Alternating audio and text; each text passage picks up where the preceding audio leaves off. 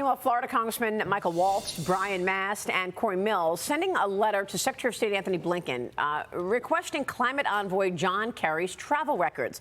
They're concerned about Kerry's use of military aircrafts and private jets while in his official government role.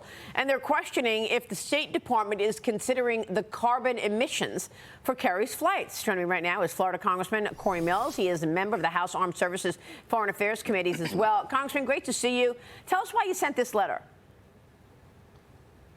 Well, the bottom line is, Marie, is that former Secretary Kerry, under oath, actually lied about whether or not he owned or utilized a private jet. He mocked me in the middle of the hearing because of questioning this. And meanwhile, the climate czar, who wants every individual to utilize about 6,000 pounds as a carbon footprint, him and his family alone have a 325 cubic ton carbon footprint. He then came back and said, well, I don't personally own an aircraft.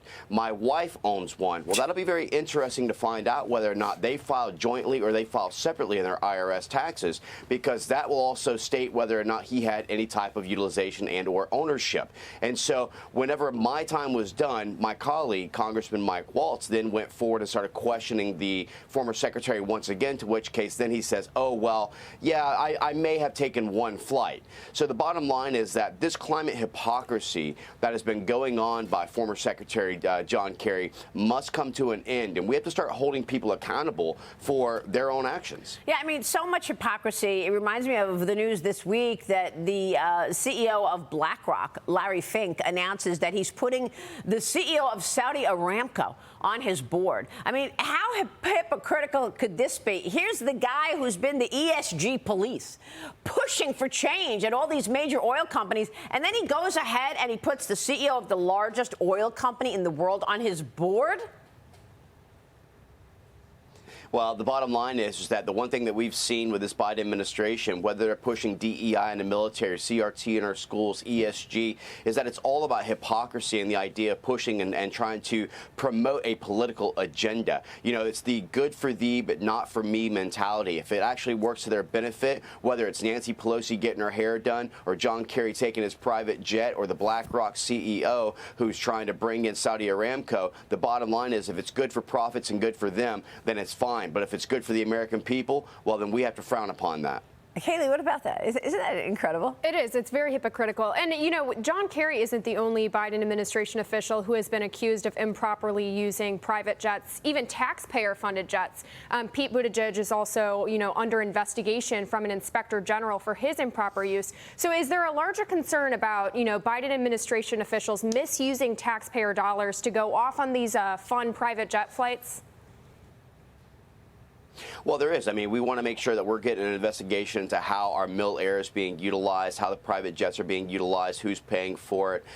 The bottom line is that if they're going to sit there and try and tell us that we as the American people should not fly private jets, should not basically create this carbon footprint, then they should be following the exact same rules that they're trying to set. So those guidelines and this climate hypocrisy is what we're really calling out here. Yeah, and all in the face of what appears to be different standards for justice. Former President Trump last night with a big announcement saying that he is now the target of a January 6th grand jury investigation. House Speaker Kevin McCarthy accusing the Biden Department of Justice of election interference yesterday. Watch this.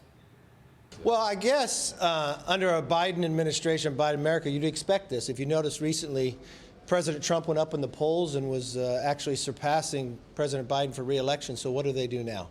Weaponize government to go after their number one opponent. This is pretty extraordinary, certainly the timing of all of this. Florida governor and 2024 presidential candidate Ron DeSantis also criticized the process, but he criticized Trump for not doing more to stop the January 6th riot. Watch.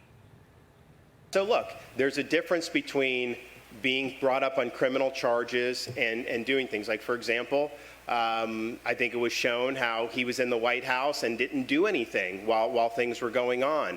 He should have come out more forcefully, of course that. But to try to criminalize that, that's a different issue entirely. Congressman, where are you on all of this? Look, the bottom line is that there's absolutely a two-tier justice system. Biden has basically weaponized the DOJ. Merrick Garland is utilizing his henchman, Jack Smith, to go ahead and target the former president. They know that he is an adversary that will actually be able to win the 24 presidential election. They are weaponizing the DOJ in an effort to try and indict the president. And look, this is perfect timing for Biden. Just like during federal document 1023 when they indicted the president, now you have two credible IRS whistleblowers who are coming forward to talk about the IRS investigation of Hunter Biden, how it's suppressed. And once again, they try to utilize January 6th as an excuse to try and indict once again. Yeah. They know that President Trump is the only Republican nominee who can do this. And look, just to quote this, President Trump himself even said on January 6th, "I'm asking everyone at the U.S. Capitol to remain peaceful, no violence. Remember, we are the party of law and order. Respect the law of our great men and women in blue. Thank you. Please support our Capitol Police and law enforcement. They are truly on the side of our country. Stay peaceful." This is the president's tweets right before the actual incident. So how is this inciting or causing any type of violence on January 6th? It's weaponization. It's going after your political opponent. Yeah. It's political targeting. They know that President Trump is the 24 nomination and the 24 president. Well, maybe, but can you do anything about it? You're an elected official. I mean, Todd Pyro, jump in here. You can send a lot of letters and you can talk a lot about the injustice that this appears to be. We need to impeach Merrick Garland. I'm sorry? We need to impeach Merrick Garland for his abuse of power and the utilization of the DOJ. And as I talked to my colleague, Congressman Byron Donalds, if they have so much money to continue these types of investigations that are being utilized for political targeting, then perhaps they need a little less money in appropriations and a new scope of work on how they should actually be utilized. You're exactly right. We are in Congress. We are members. We are supposedly the House majority. So it's time for us to start actually, going forward and acting like it. So when will he be impeached?